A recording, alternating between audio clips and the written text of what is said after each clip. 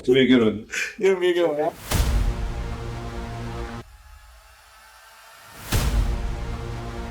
Definitely a different type of process. Cut down or freeze up.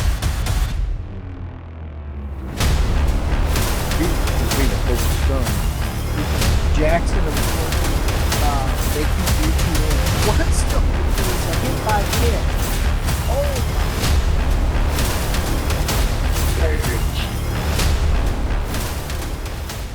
Hello everyone, welcome inside the Red Earth Production Studios for this edition of YBMcast Baseball Talk. Glad you're joining with us, as always powered by Game 7 Baseball, game7baseball.com. Guess what? It's right around the corner. January is almost upon us, folks. So if you're thinking about getting into some tournaments, got to do it. Let's get it going. Let's roll it.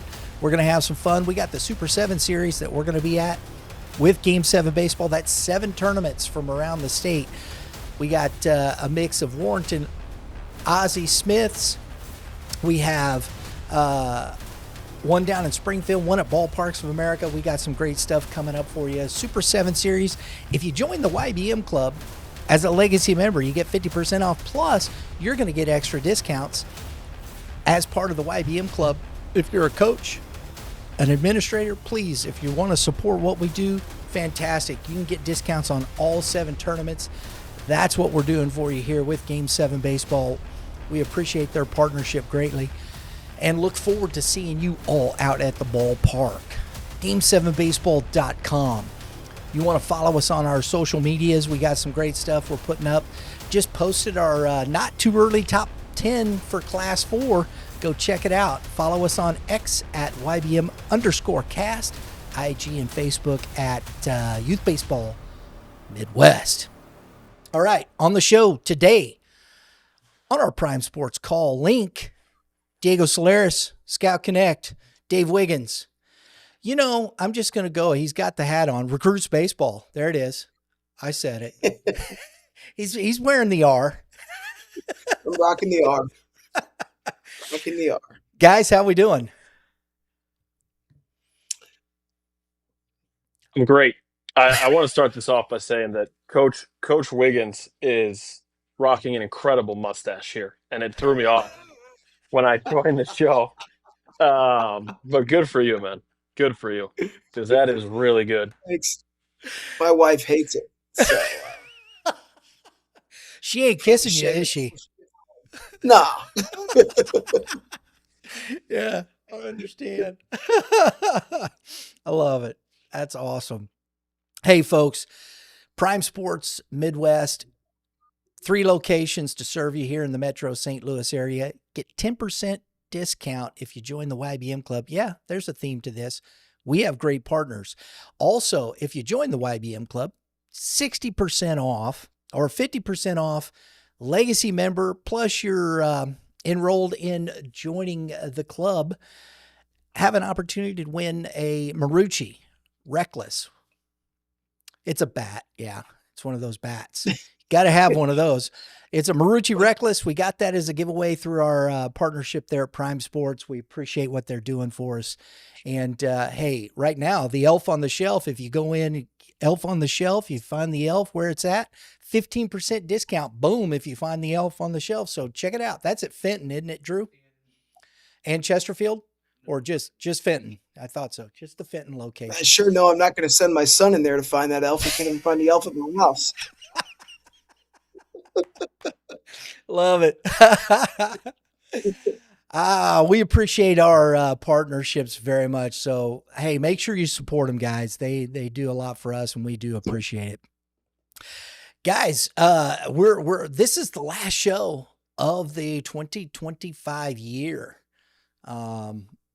So I guess we got to make it a good one for one. But your thoughts on 2025, Dave?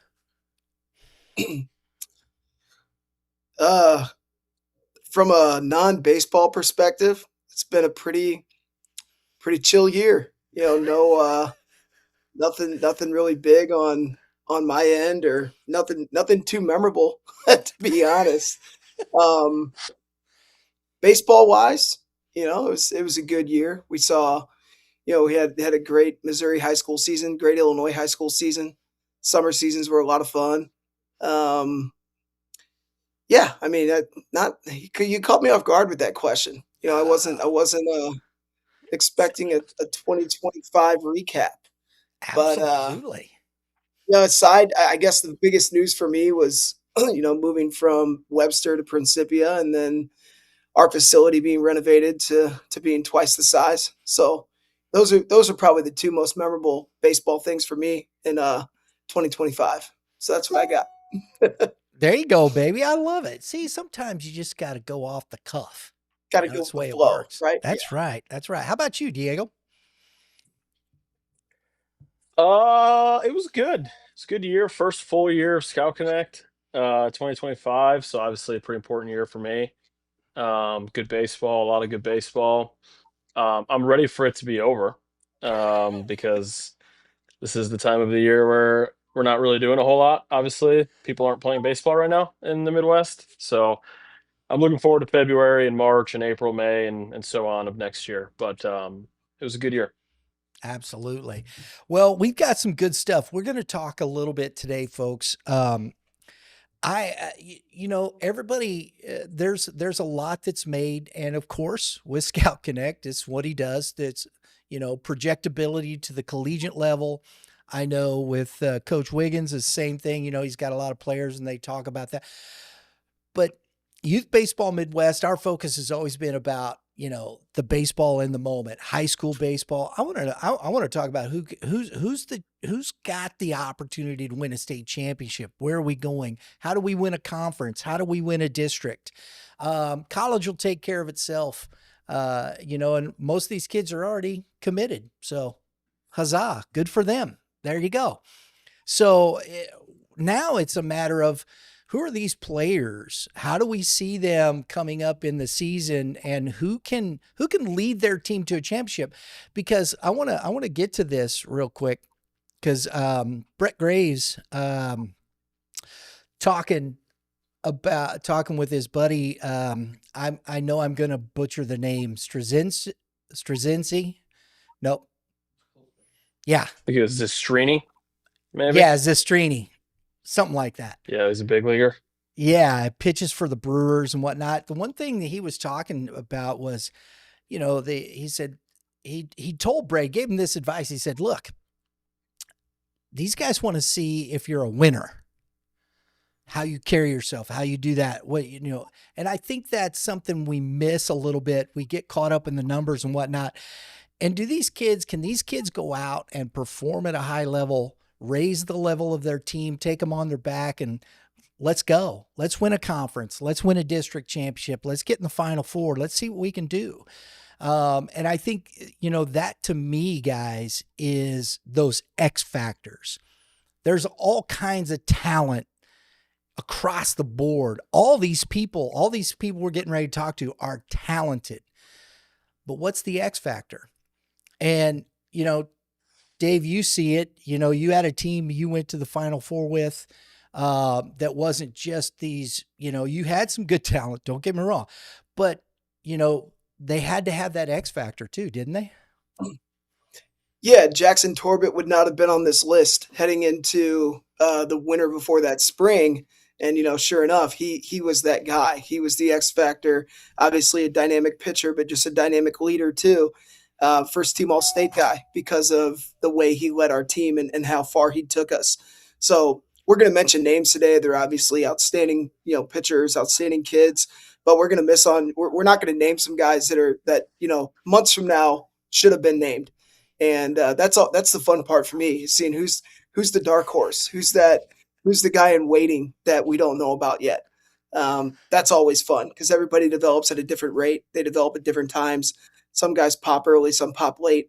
Obviously for Jackson Torbett, Jackson barely pitched his junior year. He played third base for us mostly, and then he made the move more to being a pitcher / first baseman, and turned out to be an absolute monster on the mound as a senior. So it'll be interesting to see how these how these arms in the area in Illinois and Missouri, how they stack up this year.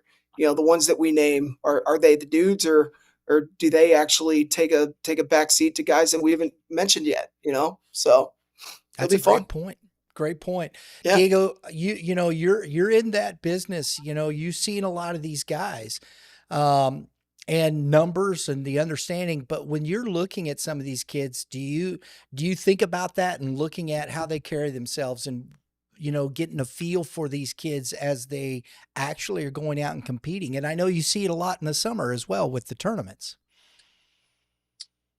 Yeah, I think you get a better feel for the competition factor in the high school season.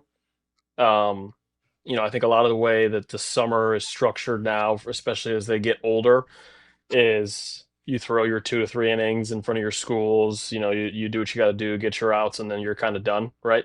Which is nothing wrong with that, in my opinion. That's what the summer is for. It's for recruiting and showcasing and whatnot. And then we turn to the high school season for competition factor. Um, I mean, from an evaluation standpoint, you do have to 100% factor it in, because when you get to college, like, everybody's really good, right? So it's kind of like, what's the separator? Mhm. Um, you could have really good stuff and go pitch in the Big Ten or the SEC or even the GRAC, or like the Missouri JUCO conference, and there's a pretty good chance that every single guy that's there is also really good. So typically, unless you're a complete outlier, the guys that get guys out at a high level in college baseball are really good competitors. They know how to pitch, and stuff along those lines. There's obviously a baseline for where you have to be, right? Like, you can't be 78 to 81 and go pitch at John A. Logan and think you're going to get a ton of guys out. It's probably not going to work super great. But if you're 84, 87, nowadays 84, 87 at the collegiate level is pretty low from a velocity standpoint. But maybe you can pitch. Maybe you've got 4 pitches. You can pitch backwards. You can throw a breaking ball when you want. You can throw a changeup right on right, and you're just really competitive. Like, those are the things that separate guys from being good to being great, in my opinion. So it definitely factors into not only my evaluation, but anybody's evaluation, really, especially on the collegiate side of things. Or you're left-handed. Yeah, I think if you're left-handed, like, it's completely different. Like, you almost have I've to take lefties and go ahead. No, it's crazy. I've got a lefty, a tall lefty who's a senior who's coming off TJ, and he's stacking up JUCO offers right now. It is wild. I mean, it's just every day there's a different school talking to him, and he's left-handed. He's got a heartbeat, and he's 6'8". I mean, that's a coach's dream, right? So he's just gonna have to, wherever he ends up, he's just gonna have to go prove himself. But I mean, being left-handed and being that tall, um, it's a great head start. Yeah, I think one thing that people look for a lot in baseball is unteachableness. Like, what are some things you can't teach? And you can't teach somebody to be left-handed most of the time. I guess you could if you really wanted to. It probably wouldn't go super great. So lefties, if you're talking, I just view lefties completely differently. Like, especially in the Midwest, like, everyone's right-handed. I would say 9 out of 10 pitchers are right-handed. If you get a lefty and they can breathe and throw a baseball, you're probably in a good spot. I love it. I We're had going. 8 of them on my summer team. Oh my gosh. You did have a lot of lefties. You had a ton I'm of going to be left-handers. working on left-handed pitching this summer. That Oh was I mercy. would call that an outlier, Coach Wiggins. I would call that an Yes. outlier. Yeah. Big time outlier. Oh man. Guys, we're going to look at the metro area on the Missouri side. We're specifically looking at districts 1, 2, 3, and 4. And the reason I picked some of these is I think there's some like District 1. Jackson won it last year. I think they're the favorite to win it this year. They're back. They're loaded. Jackson, that's one of those programs that just seems like every year they're right there. In District 2, I think, you got Eureka sitting there. I think that's the elephant in the room, personally. So can you really challenge them? And in District 3, I think it's open. I think it's just wide open. I know DeSmet, what? They were like 500 last year and won the district. So, wide open there. And, District 4, the other elephant in the room, as always, Francis Howell. And we'll talk a little bit. And I love this because Dave's going to jump in me, and I love it because I love the passion of this. And this is great. This is what it should be, because we don't know. We don't. We're spitballing. We're throwing, we're just looking at talent and seeing what's out there. And I love this conversation because it does bring these kids to the forefront. And guys, I hope you saw it. I don't know. I'm sorry I got it to you so late, but I want to shout out to the coaches and what has grown into some great support that, I can reach out to these coaches and about their players. They respond. It was fantastic. We got great response talking about these players, the coaches, and what they think of these players. I love that. Coaches, I appreciate it so much. It is greatly appreciated. Shout out to all those guys. They care about their players for one, and they care about their programs, and it shows. It really does show. So, something I must say, reading those paragraphs the coaches wrote, very very little was said about the ability on the baseball end or the physical side. It was more the intangibles, the leadership, the dugout personalities, just who they were as people and who they were as men and leaders. And that just kind of goes into what you asked earlier, about is there something that can kind of elevate your game?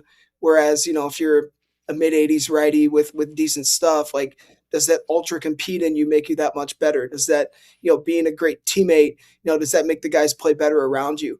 And that was something I thought was really cool. Reading every one of those they more touched on who they were as kids, not who they were as baseball players. And they're kids first, right? They're grown men. They're people before they are players. And when you start talking collegiate and professional baseball, like these teams, these organizations, they're looking for kids and people that they like, that they want to be around, that are personable, and that show high character. And that was cool to see a lot of those coaches, highlight those things versus, yeah, he throws 88. Like, cool, we know. Let's find out who the kid is. Right. Yeah. We can go to Scout Connect or wherever, and we can do that. We can see that. We have those numbers, those measurables are there. What don't we see? And that is, right. And one of the things last year, and the first person we want to talk about here is from Oakville, because I think Oakville, again, last year I thought and no offense, but I think they may have underperformed a little bit. Their pitching is great. CJ Lake is one of those dudes. I mean, he is just a dude. And you watch him on the ball field, and he's athletic, all of those things. But I love his compete. Because when we saw him play last year, we went out to a game, did Parkway Central, and he's playing first base, and he hits in the middle of their lineup. And this kid is diving after balls, not worried about his body. He's a pitcher. We all know projectability wise, this kid's going to pitch at the next level because he's just got a fantastic arm. I think he would rather do all of the above, to be honest. But you watch him play first base, and he's playing it like he's just this guy that's a position player, swings it and whatnot. And Coach Sturm, talked about him, just as you said, as an invaluable part of our team, providing steady leadership and consistent production in every situation. On the mound, he's a power arm and considered one of the hardest throwers in the Midwest. In addition to his pitching, he's also a very good infielder and a tremendous hitter, giving the team versatility and a high-level performance. Beyond his talent, I love this. He's a standout young man, humble, hardworking, and always coachable. Oh my gosh, those three things are always humble, hardworking, and coachable. What don't you like about that? Diego, you've seen this young man, and your thoughts on CJ, and what do you think he can? Do you think he can elevate this team and give them a shot at this district? I've actually become pretty familiar with him because he trains at Maximized Pitching Lab, which is inside our facility. Um, Really talented. Like I could kind of second a lot of the things that Coach said. He works really hard. He's a highly confident individual. So I would not be worried about his mentality and being able to handle a high pressure situation. I mean, he like he's definitely one of the more talented players in the St. Louis area in this 26 class, right? Like raw talent and in-game talent is undeniable. Um, he is committed to John A. Logan Junior College, which like a player of his stature and talent, if they came through in at any point in time, really would likely be going to a Power Four school, right?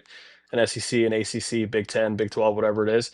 The reason he's going to John A. Logan is because he wants the two-way. He also wants to hit, um, and that was kind of the driving factor behind it. Um, if you're talking about like, can he elevate Oakville to potentially push for a district championship? I mean, absolutely. Like, it's a guy that has been up to 96 and listen, like at some point this winter, he may hit a triple digit. That wouldn't really surprise me. And also, he can swing it. So when you have a guy like the key for him is going to be how often he's in the strike zone, right? Like even when you're throwing really hard, disciplined high school hitters that have a plan behind it can just take until you actually establish the zone in some capacity. But if he does that, you're looking at a player of the year type of guy, in my opinion, like a guy that can hit a ton, can hit for power, can be a middle of the order guy for them, and also run it up into the mid to upper 90s. If that strikes, like they'll have one of the best guys in the area for sure. Dave, when you see that coachability with this type of player, you as a coach, how do you develop that, and how can you develop that into how does he raise that next level? Yeah, when you're a player of CJ's stature and the notoriety that he has around his name, um, if you're not coachable and if you're not a team player, it's easy it's easy for it's easy for you to not, even though you're very talented, it's easy for you to not lead in the right way. And coaches have a hard time taking players that are uber talented and getting them to buy into program philosophies if those players are not coachable, if they're not team players. And having a player of that caliber who's also a team player, like, he's going to be pushing the other guys. He's got friends on the team. They like him. They expect him to lead, and you're confident he's going to lead them in the right way. And he's not just going to be out there for himself, because in the spring, high school baseball is a team game, 100%. CJ Lake can only throw one game in districts. Right? Sure, he's in the lineup. Yeah, he gets to play the field, but he needs a supporting cast to win that district, and he knows that, and Coach Sturm knows that. And it's, how can we get to a spot where we don't have to throw CJ until maybe the semis or the finals in districts, giving us a better shot versus having to throw him game one and then relying on who else. So it's CJ. Can you get with Aiden Zenley? Can you get with Caleb Owens, and can you guys become a three-headed monster? Can you guys elevate each other to a level where it's not just CJ's the one and you're the two and the three, but we have three ones. We have a 1A, 1B, 1C. And, I guarantee that's kind of how they're looking at it is, when these guys become seniors, they almost find another gear. And it's not another gear physically, it's another gear mentally, it's another gear leadership wise, where they get more vocal. They have a little bit more of a chip on their shoulder, especially if they're on a team that hasn't quite achieved what they wanted to achieve in those first 3 years. And the mission becomes a lot more immediate than, well, I'm a sophomore and I'm really good. We got 2 more years to do this. It's like, no, this is it, guys. We may have careers after this, but high school baseball at the varsity level in St. Louis it's ultra competitive. And these guys want to win. They're not out there for themselves. The guys that are out there for themselves, they're not on these lists. They may be really good, but they're not ones we're talking about. So yeah, me as a coach, when I have a player of that caliber, I pray they're that coachable, that they can help elevate our team and not just go out and win us 8 games a year, but they can win us 16 games a year by elevating the other guys around them. The other team in this district that I think, and I like this team a lot, and it's a junior. And there's some seniors on this squad I really like as well. Austin Jones is one of them. But 2027, Jack Polite. And yes, he's the son of a big leaguer. If you guys recognize the name.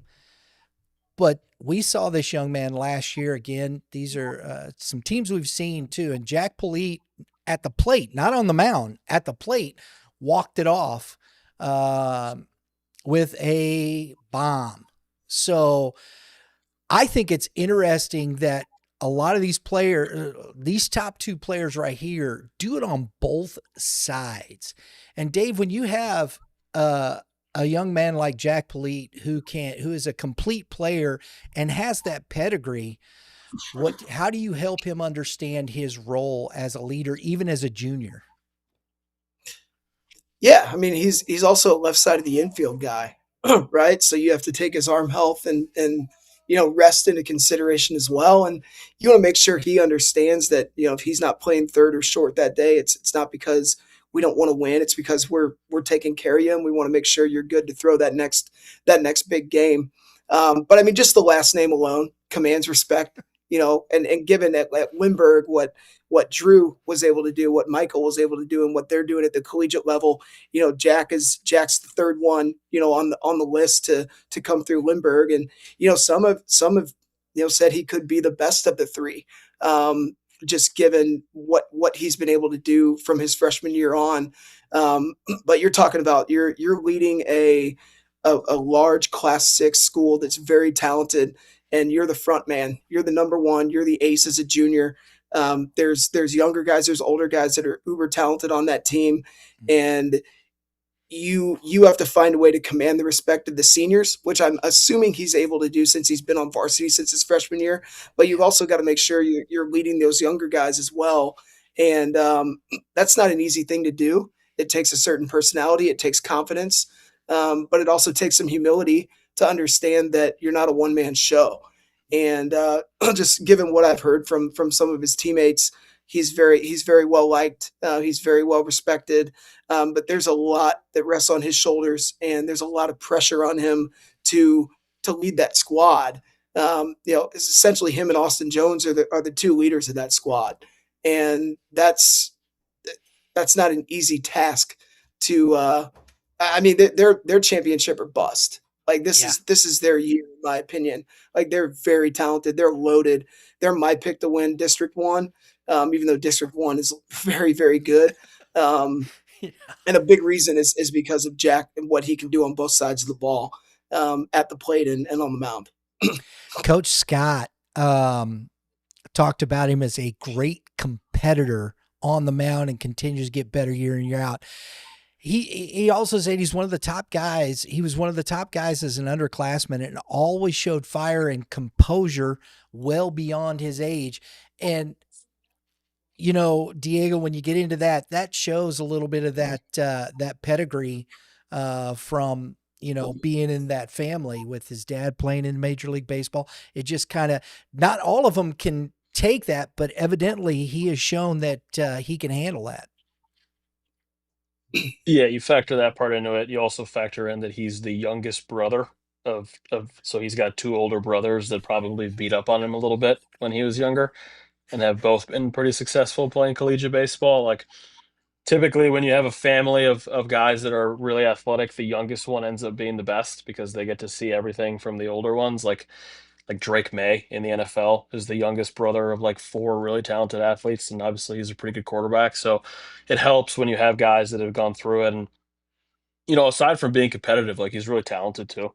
I think when Jack was a freshman, like he was more of just a pitchability, strike thrower, competitor guy.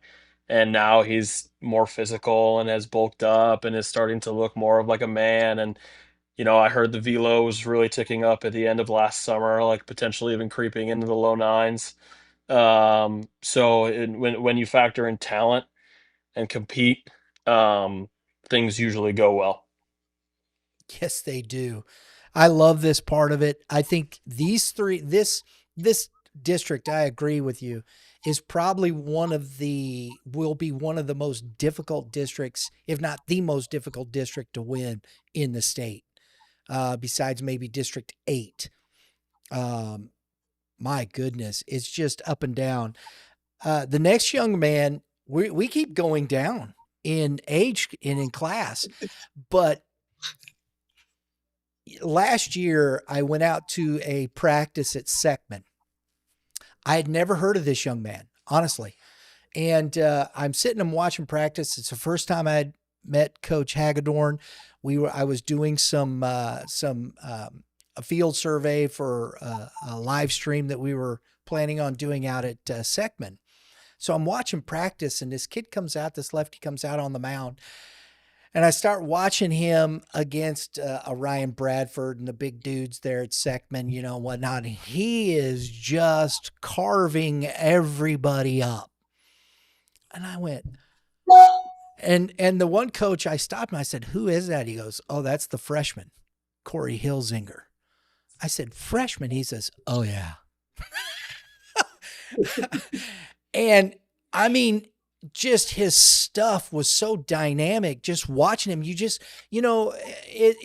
tough because even sometimes you get skeptical. You go, "Oh yeah," people go, "Oh, you just know it when you see it," and you're like, "Oh yeah, whatever, whatnot." But no, it's true. It's true. You just kind of see this, and the way he commanded himself, and Coach Hagedorn said of him, as a freshman, he led by example. I love that. He's an example type guy. We always talk about controlling emotions and only worrying about the things you can control and having a presence on the mound. He fit all that to a T. Diego, I don't know if you've seen this young man throw yet, but I've seen him a lot. Okay. All right. He's a recruits kid. Shout out to my guy Canberra. But the first time I saw him was the first game of a Scout Connect tournament ever in the summer. And he gets up there on the mound against a really good team out of Champaign, Illinois, and threw 5 innings, like five perfect, one hit, 5 innings, five punchies, 81% strikes, did it in like 65 pitches. The game took like 42 minutes because he was absolutely carving. And I was like, okay, this is really good. And then I went and saw his high school stats, and it checked out. Like, it's low 80s, it's kind of crossfire a little bit, so it comes out of a tighter, weird look. He can throw the slider for strikes, he can throw the changeup for strikes.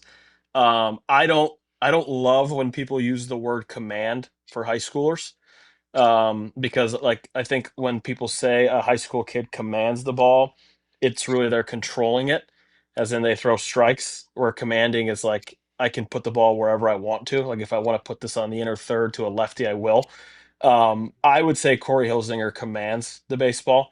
Like he absolutely fills it up and puts it where he wants to. Um, I mean, still baby face. I'd be shocked if he even has his driver's license yet. That's a guy it's gonna really pitch. He's very similar to Chase Stieferman, who's committed to Mizzou in the 27 class in Missouri.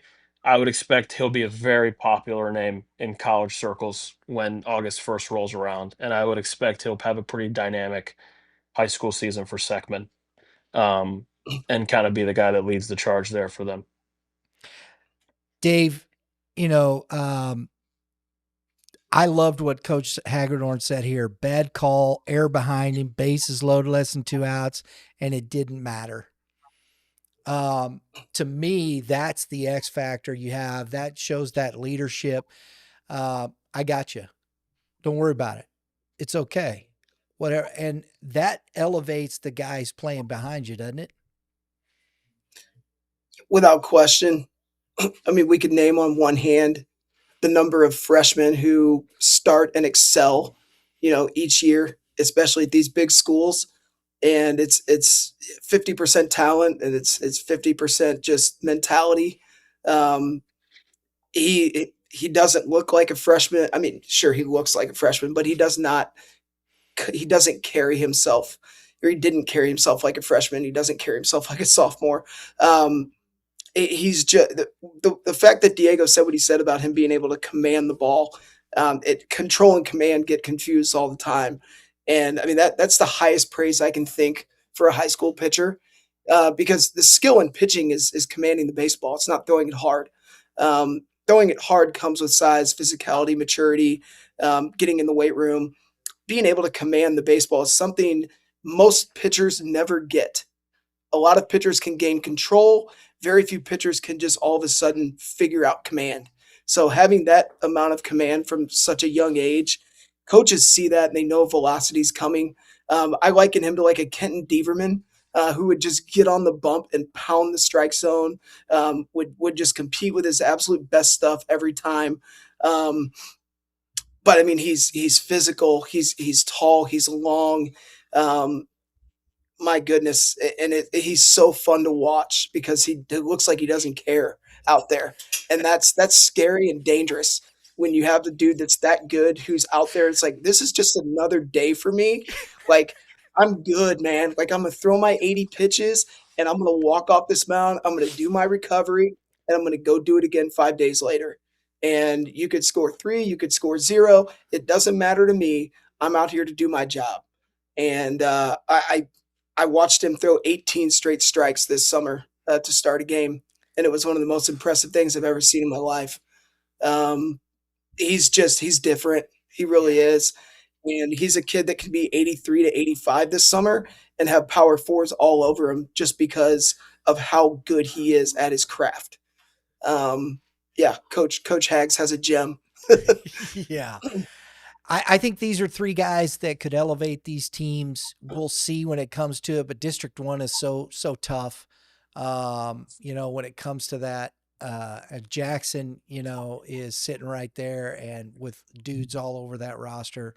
It's going to be fun to watch. I love District 1. I think it's just going to be one of the funnest districts to watch when it comes to that and where these guys end up. Power arms. You have power and elite arms all over that district, all over it. Like the Jackson arms, Diego could name. I can't, but they have some power arms. Melville's got Pax Schneiders and a couple other lefties. I mean, it's a freaking really good district. It really is. Lindbergh's got. I mean, obviously Oakville has what they have, right? Jackson's got the Parsons kid going to SEMO, Carter Shipman going to Crowder. Lindbergh is the one that stands out because they got another young guy at 2028 and John Calcaterra. Yeah. Who threw a lot last year, and if he's like not 87, 89 or like even higher in the spring, I would be really shocked. And he throws strikes too, like it's not like spray with velo, it's strikes with velo. I think that's the next big arm to come out of here down the road. So it's a pretty loaded district, especially on the mound. I would be really surprised if some of those district games aren't like 3-1 or 2-1. Like if there's a lot of offense rolling through there, that would really surprise me. Calcaterra's huge too, man. My goodness, that's a big kid. And he could do it with the bat too. He's not just an arm; he's a power bat. Like he's big, but the way the ball comes out of his hand is so easy. Like, and the way he gets down the mound, like every time he throws the ball, his foot lands in the same spot over and over and over again. I would guess he's probably like a size 14 or size 15 shoe. Like for a 14 or 15-year-old to repeat it, like his delivery and his landing that consistently with the way it comes out of his hand, that kid's going to be really good, man. They're going to have a pretty nasty 1-2 punch or 1-2-3 punch. Lindbergh's good, man. It's going to be fun to watch. We're going to head to District 2. And as I said, this is one of those with the elephants in the room. Eureka is in my opinion, I think it's going to be hard to beat Eureka in District 2. We'll just put it that way. But I want to start with somebody who is near and dear to our good friend up in the top there, Mr. Dave Wiggins. And Coach DuPont speaks of him. I love what Coach DuPont's doing at Lafayette. I love his energy. I love the way he's coaching that team. But we're talking about Landon Matthews here. going into his 4th year starting. So this kid started as a freshman, and he said he's this guy that really encapsulates the identity of our team and program. An extremely hard worker, and has been very dedicated to his craft since I met him in the 8th grade. Dave, this young man's he's really good. And I think Lafayette's going to go as far as he can take him personally. Yeah, I mean, he pitches with a lot of fire, a lot of competitiveness, a lot of energy. It's a quick, aggressive delivery. Had amazing success as a sophomore, through 50 something innings, had a sub 1.5 ERA. I mean, just absolute brilliant sophomore season. Took a little bit of a step back junior year. I mean, came down to earth a little bit. It's hard to put together two seasons like that with the competition they face. And went through some arm issues, but has been building up really strong. Just an awesome kid. I've known him since he was 11 years old. Yes, a tireless worker who's never satisfied, who is thrilled to be going to Maryville. I think it's just an outstanding fit for him. But I talk to him all the time about, what he expects the spring to look like. And, he's excited for the guys around him. It's a really good senior class. It's a good junior class, with a dynamic lefty and Michael Sin, who's headed to Mizzou. But I mean, the senior class, like they've got offense with Rader and Tobin and TJ Bender. I mean, it's a very good baseball team who's played varsity baseball for a number of years now, who also have high expectations coming off that state semifinal finish a couple years ago. But he's the type, he's liked by everybody. My goodness, dude, he was dating a girl that was at Ole Miss last year as a doggone junior. I mean, like he's a popular kid. There's a lot to be said for that. That's a dude, man. That's a dude. Right? You've seen Moneyball. Talk about confidence. Oh, man. Right? Just a highly confident individual who I believe is still growing into who he's going to be as a pitcher and as an athlete. His best days are still ahead of him. But man, he's been so good for them. And you talk about a player coach relationship, like he and DuPont, like they love each other almost too hard sometimes, where like there are some tough conversations that need to be had. And sometimes Lando needs to be checked a little bit, and he knows that. But that shows you the fire that he brings in everything that he does. Well, to your point, Coach DuPont, he has such an edge to him and a competitive advantage ever since he was a freshman, and we can't wait to watch him in his senior year.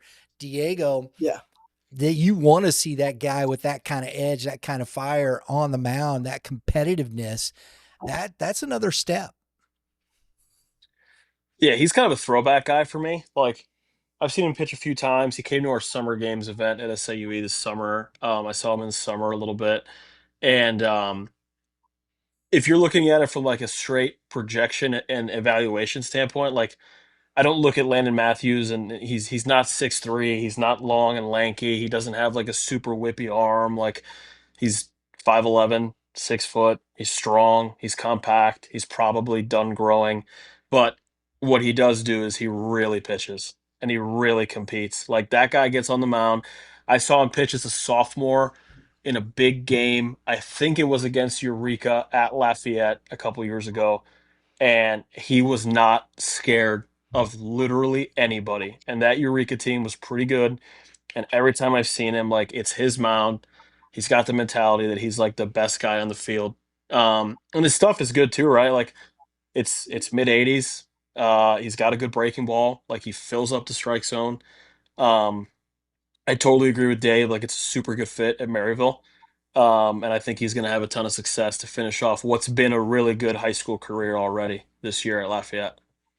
Lafayette's right there. And, those are, you got to love the rivalry games because at Eureka Lafayette, there's not a lot of love lost between those two. Yeah, they don't like each other. No, they don't like each other. It's one of those, I think, like we see with Zumwalt West and Howell. I mean, it's chippy, It's a lot of chirping, and we're gonna beat you. I don't know. I don't know if there's anything that matches up to Zumwalt West and Howell in Missouri. It gets pretty ugly. But Eureka and Lafayette are close. I've heard some pretty out of pocket things said between Francis Howell and Fort Zumwalt West when they play each other. It's not pretty, man. Not pretty. No. Um, the other one from D2, it'll be interesting to see how Parkway South comes back. They had a third place finish last year at the Final Four. A great run. They got Jordan Schneider coming back, guys. Did a lot for them as you know, and the big guys have gone. You know, Kellenbrink from 2 years ago, Luke Sullivan, who didn't really get that much. It was Jordan Schneider really that carried them on the pitching side. He's back this year. What do you got about Mr. Schneider? Go ahead, Diego. Well, he plays for Coach Wiggins in the summer, so he's the subject expert. That's why we went to But we'll save it. yeah, really competitive, strike throwing lefty, like athletic. I really like him as a bat. Is he committed, Dave? I think he is, right? He is. He's going to Jeffco. Okay. Is he going as an arm or is he going as a bat? Primarily as a bat, but they know he can get on the mound and fill it up. Yeah. Yeah. So like you have a two-way guy. You have a two-way guy that has a track record of performing. Like I'm sure he'll be Parkway South's number one and hit right at the top of their lineup. Like scrappy gamer type. He was on the barrel a ton when I saw him this summer, and I saw him pitch a few times, and it was what it was. It was low eights, strikes, spins, breaking ball, and a guy that has shown he can do it.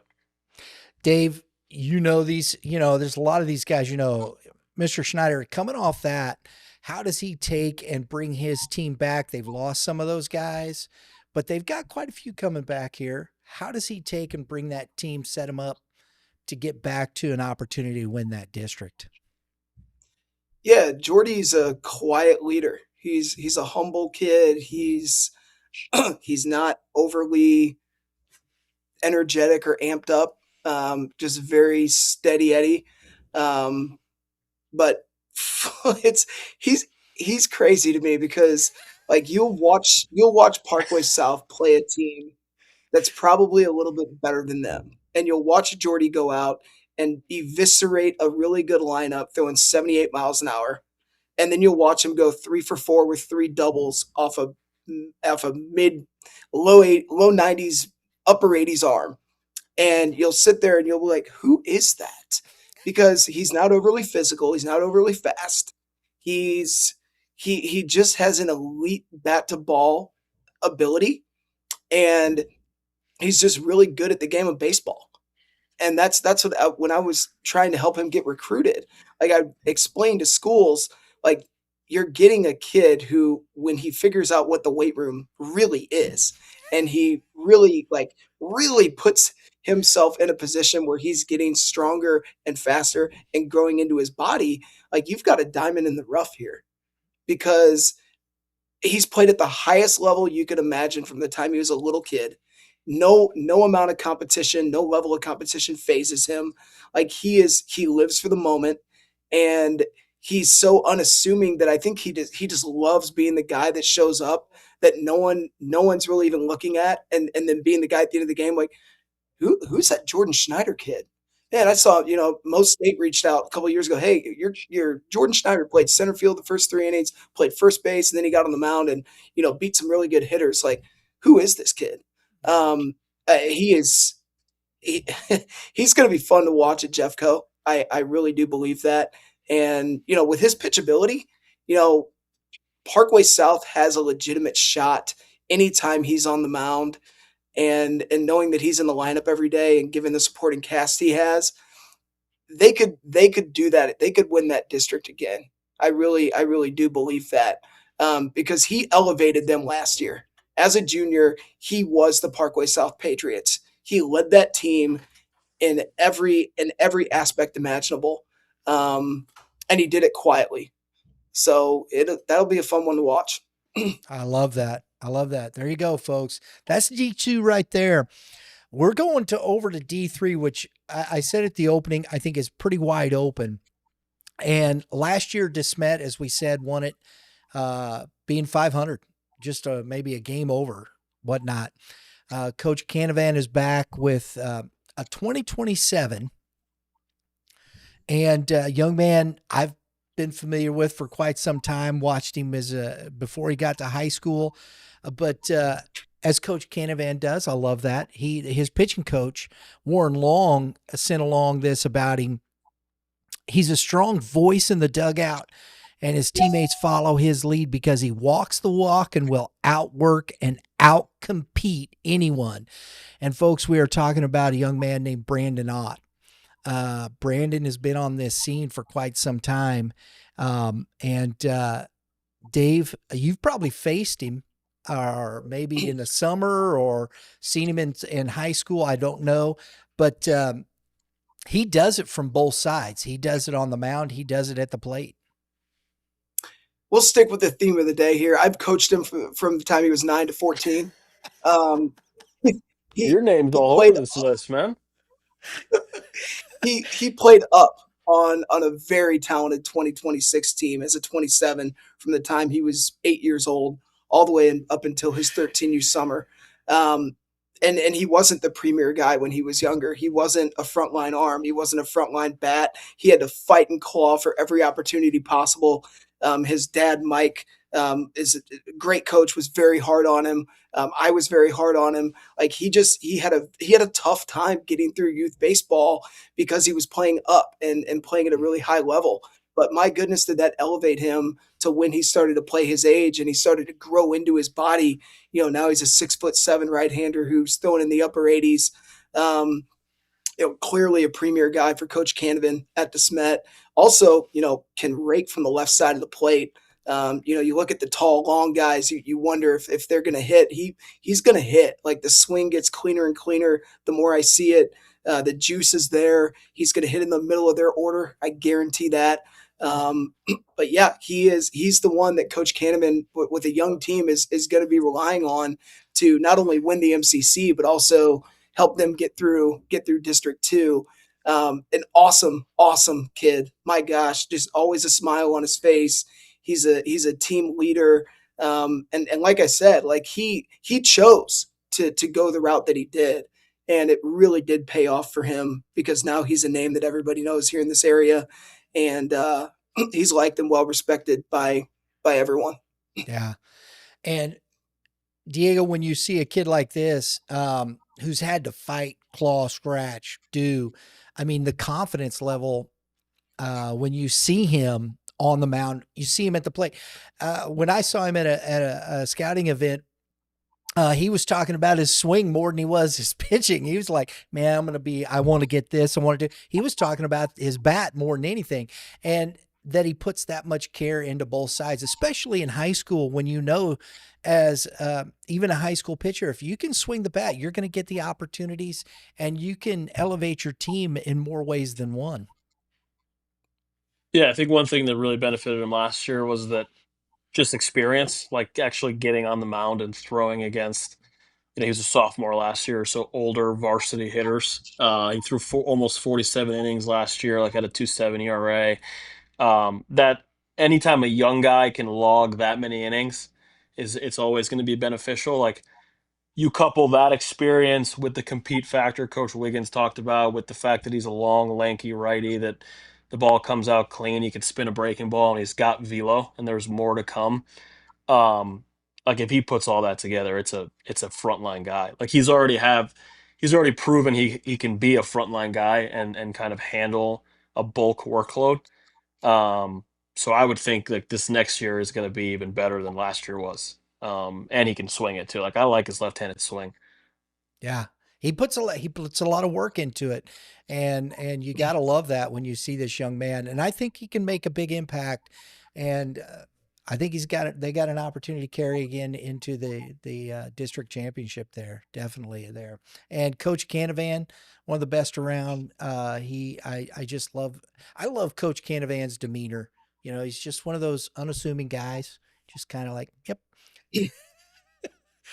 But Yeah, it's funny because I was on a private Zoom with him and a couple other coaches a couple weekends ago, just talking baseball because why not, right?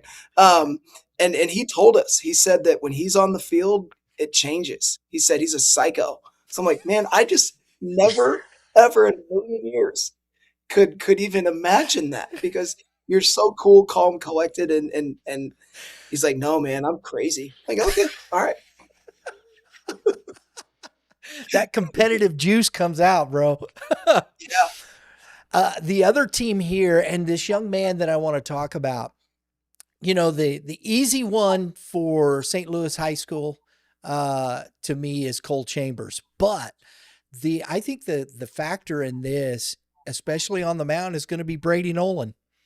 Um, there's they're talented all up and down this roster. They're pretty young last year. They're still pretty young this year, but I think they got a chance to take this conference, and I think Brady Nolan's going to be a big part of that. Diego, thoughts? Yeah, senior strike thrower, led the team in innings pitched last year, almost threw 50 innings, only walked 13 guys. You know, committed to play baseball at Quincy. Like that's a guy that I agree. He's not the most talented guy on their pitching staff. Like they have a Cole Chambers, they have a Michael Strong who's really talented and has a ton of arm talent. Um, but a guy like Brady Nolan is almost like old reliable. Like, hey, here you go. Go throw your 5, 6, 7 innings. Go pound the strike zone at like a 65 to 70% clip. Don't walk anybody. Let a guy like Cole Chambers at shortstop make plays for you, stay off barrels. Like that's a guy that whenever he's out there, they're gonna feel good. Even though it's not necessarily like the sexiest of Right. potentially the arms on their pitching staff. Like he's definitely, at least from where I sit, the most reliable. He stood out, in my opinion, last year as that, for that team.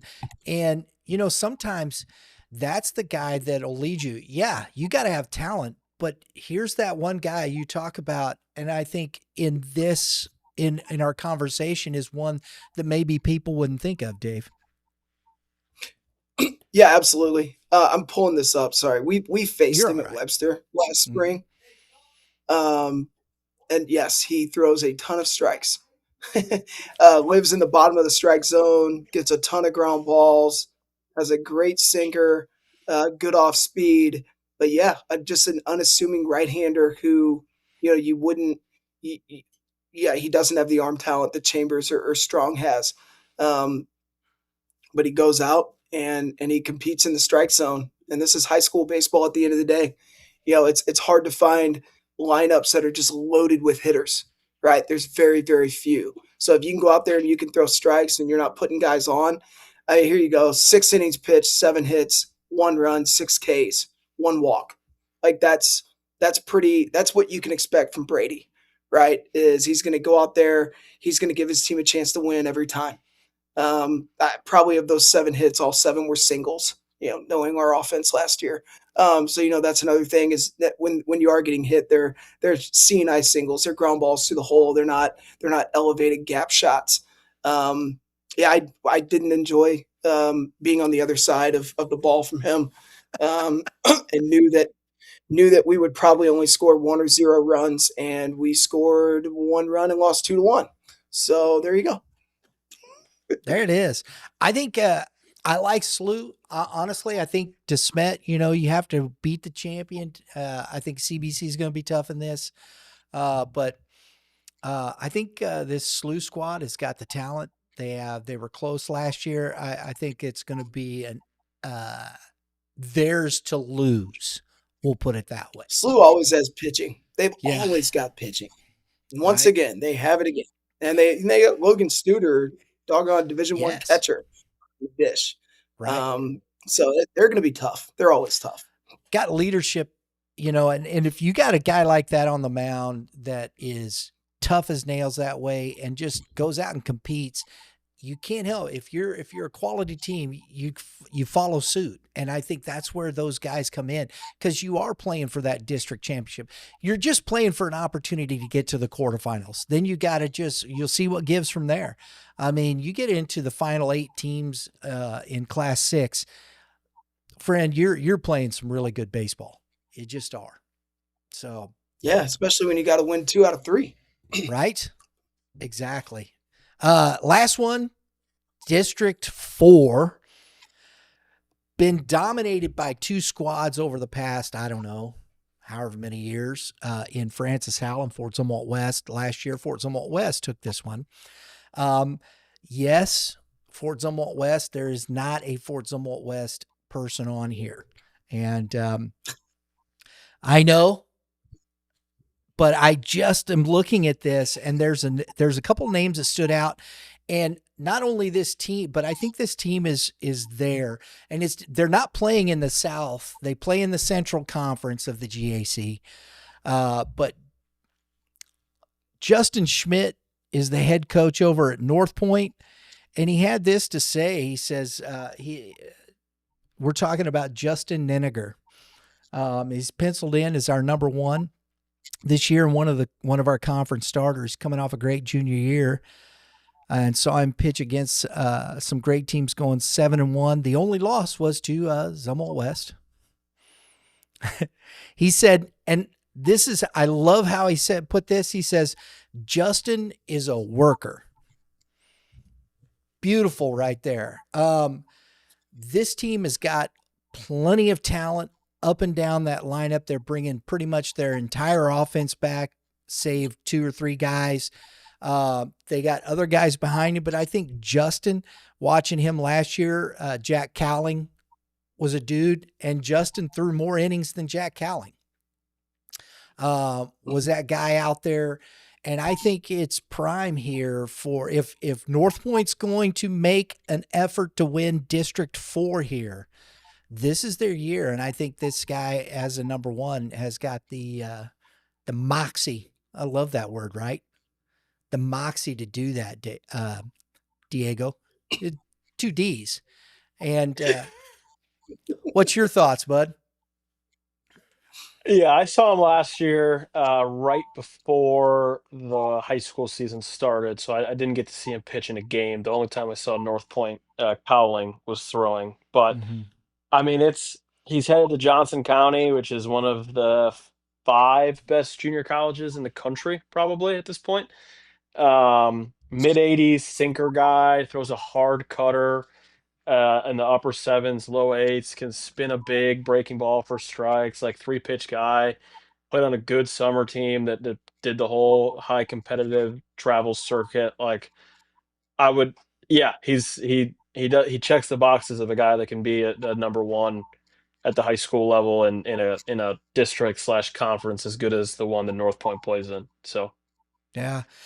Coach Schmidt also said he puts in a ton of work and effort in the off season to be the best pitcher he can be. Works out at P3, working on his craft. And he said, I'd describe him as someone as a bulldog. When I hear that, I always think of Oral Hershiser. Right? And if you got that nickname. Yeah. Well, and not just his nickname, that's what he was, Earl, looked like an accountant. I mean, pushing pencils. You saw Oral Hershiser off, and it always reminded me, Greg Maddox the same way. A couple guys, you think, what are these guys? These guys, the accounting office is over there, guys. No, I'm here to pitch. Oh, really? And, it's just that thought process. But Dave, you hear bulldog. What does that tell you? You hear about a guy who's going to get on the mound and give you everything he's got. You hear about a guy who's going to just go right at you. Usually bulldog most of the time means they're physical, which Justin is physical. He's a big, strong kid. I would expect that fastball to be getting close to 90 this spring. Seeing it was more in the 84, 86 range last spring and into the summer. I think it started to tick up. Yeah, you hear bulldog and you just as an offense going against the quote unquote bulldog, it's going to be a tough day at the office. Your hitters are going to have to compete a little bit harder in the box. They're probably not going to get many free passes. He's not going to give in. And that's high praise coming from his high school coach having a nickname like that. The other team in this District 4 is, I put here is, well, I'm going to say the other pitcher from this team is another senior by the name of Braden Jones. Howell Central High School, Coach Beckman. I've never seen a team more prepared. I think, you see teams like that, but I think he prepares his team as well as anybody to play the game defensively, all around, just competitiveness. I think Howell Central just epitomizes that. When you talk about Braden Jones last year, he led this team. You got he's coming back, had that big year under his belt where he learned a lot as a junior through a lot of innings for this team. Offensively, they're going to be good. This young man, and Coach Beckman talks about how his work ethic and what he does and just the intangibles that he brings to the table. When we had our conversation with Coach Beckman the other day, Diego, here's another name that maybe people just don't know anything about. Yeah, I personally have never seen him throw. So I went on the Twitter sphere and found some video. And it's a long, lanky, athletic righty. Like, looks like he's a low to mid 80s guy. He threw a bunch of innings for them last year. Like, coming back and being a senior veteran for them on a team that I think is going to be pretty good. Like, they got those two twins coming back that played a lot last year. There's a guy who was a freshman last year, who's a sophomore now, that I would really keep an eye on, named Rory Marshall, who is very, very talented and could definitely be a guy that is a bulk inning type guy this year. And Nick Beckman is one of the best coaches in the area for my money. I'm pretty familiar with him. Like, he reminds me a lot of Tim Funkhauser over here in Edwardsville, which is pretty high praise. So they're always going to be tough. They've always been tough. They got their number one from last year, who threw a ton of innings, coming back. Like, they got that great new field and facility. That's a program that's on the rise. Yeah. Dave, any thoughts on Mr. Jones? Yeah, like I've said, low to mid 80s righties in high school can be flat out dominant. He commands the strike zone, and he's got a pitch mix that is plenty to go beat anybody in the state. As long as he's got a supporting cast behind him, and the brand of baseball that Beckman plays, like they're gonna pick it and they're gonna glove it behind him. He's gonna come right at hitters with everything he's got. I would have loved to have an arm like that every year at Webster, which sometimes I did. But it's just velocity. Velocity only gets you so far, and we have to remember that you can be a frontline guy in high school and not be a power guy. And Right. because there's an art to throwing the baseball. It's not just who can throw it harder. It's who can control it, who can command it, how good's the off speed. Being on a turf field is obviously a massive improvement, especially in that conference where almost everybody plays on skin. Getting turf ground balls for your infielders is a game changer. So yeah, look for them to make a splash. He only walked 13 guys, struck out 32 in 43 and 2/3 innings last year for this squad. Not to mention, I think I'm looking here. It'll is if he gets, and I think his OBA, if he gets that down a little more swing and miss, and I know Coach Beckman talked about his work ethic and what he's doing, I think it's going to be a really interesting thing. And these are two teams here in District 4 that I think have a shot at challenging Howell. And I will say this because because Coach Wiggins asked me, what about Fort Zumwalt? Well, I like Fort Zumwalt West. You can never count them out. I would never count them out. But they really lost a lot of guys, and I think there's just so many check marks other than the three dudes, or question marks, I should say. Hey, Sissom, Pyle, and Wolf are back. It's three of probably the best players around. They're just quality kids. I don't think I've seen a better high school hitter than Nolan Sissom. Just what I think. And Michael Wolf is a dynamic, athletic kid that swings the bat. But there's too many other question marks around those guys, I think, with Fort Zumwalt West this year. And that doesn't mean they won't. And I wouldn't count West out, and I wouldn't count Coach Sissom out. We had a great conversation, but I just think that's realistic. I just feel like the conversation every year since Daverman has left has been, well, what does Zumwalt West have this year? Do they have the pitching this year? It's like, dude, they went to the state championship last year. I mean, come on, guys. But all those guys graduated except for Pyle. Oh, man. This is called baseball. They're reloading. Dude, they have a kid named Keegan Fiala who's going to set the world on fire this spring. You watch. He and Michael Wolf are very similar in how they swing the bat. I think the lineup's going to be really deep. Obviously, Pyle on the bump.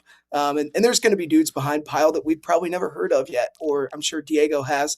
But they're going to be right there in the mix. Like you're not going to beat Nolan Sissom. You're just not.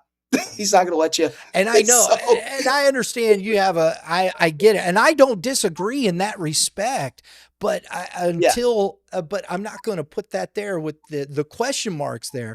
We did talk about Keegan Fiala. Coach Sissom talked very highly of this young man.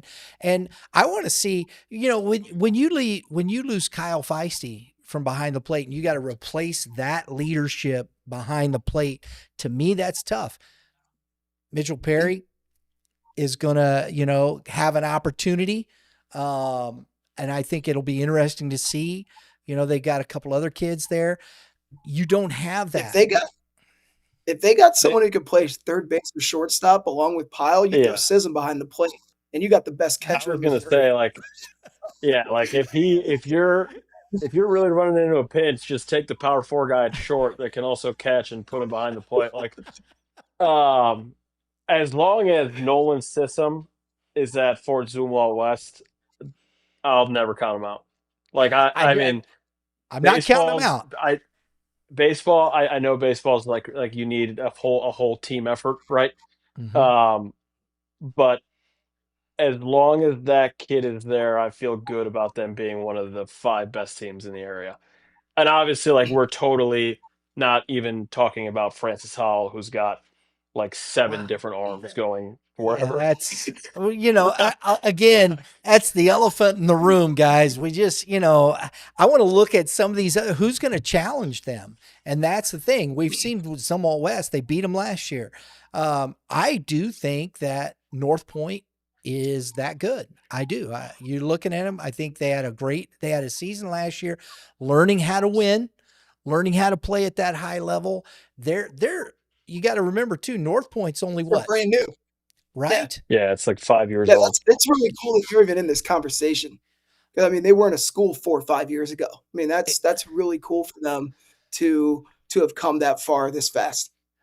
And that to me speaks volumes to what they've done, what their program is doing.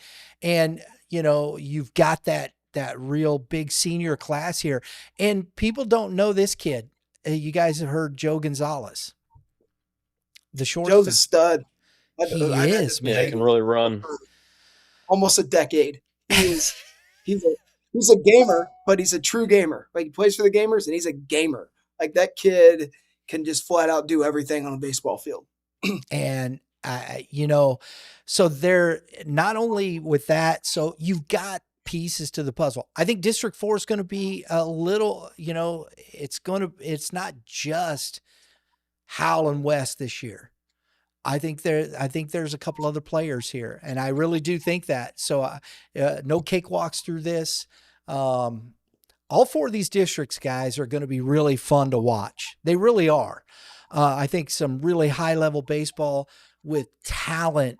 As you know, Dave, you mentioned it, just the talent level scattered across these districts. It's amazing to me. It really is. Yeah. I mean, something to watch for, similar to last spring, and it's a different team. But if you get a first round draw against Liberty in your district, good luck. Yeah, you That's all get I'm Mr. gonna Dobrats. say. Good luck. It was like last year, Francis Yes. Howell, when they had to Cam face Lohman. Cam Lohman, and you're just, I think Yeah, they it'll beat him, be what, very 2-1 similar. or something like that. It was Yep. just like, thank you, appreciate it. There was no ways. Never mind. I'm not going to get into that. But you're right. There you go. And, there's always an arm somewhere that you just kind of like, man, that's my first round. Son of a gun. That's ridiculous. This is what I get for being the 1 or 2 seed. Sweet. Appreciate it. Guys, I hope you enjoyed that. I had a lot of fun with this conversation. I really want to focus in, that's our goal here, is focus in looking at high school baseball in this state. On the Illinois side, we've been talking a little bit more about that with Diego and Dave here. There's some high level baseball all across this. I think these are some teams that have some shots to get out of these districts. And from there, we'll have some fun. Hey, it's all paper right now, but we're not too far from it. March, 18th? Oh, yeah.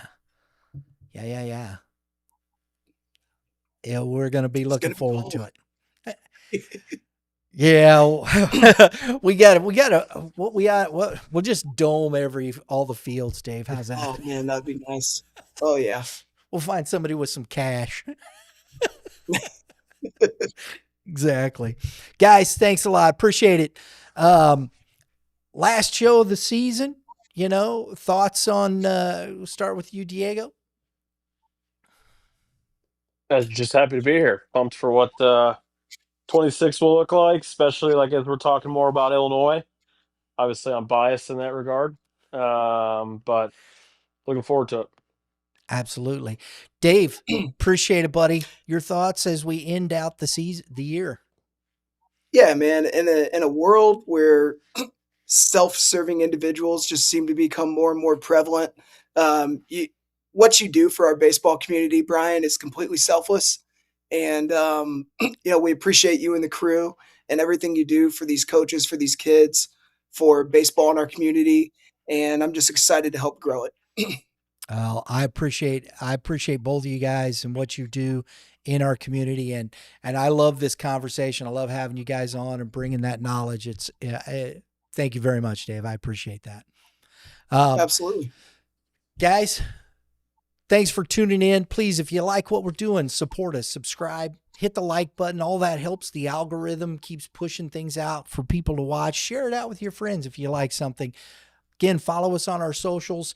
If you really want to support us, please think about joining the YBM Club. As we said, we got our legacy deal going on right now, 50% off the first year.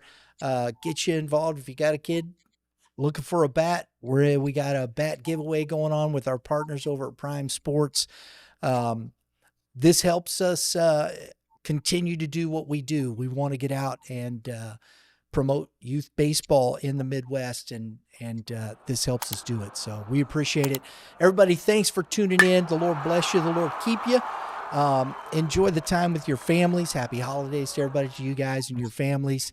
Stay safe. And folks, always remember, you pitchers. I got 2 pitchers. It's hard to ask, who wants it? Give it to Diego.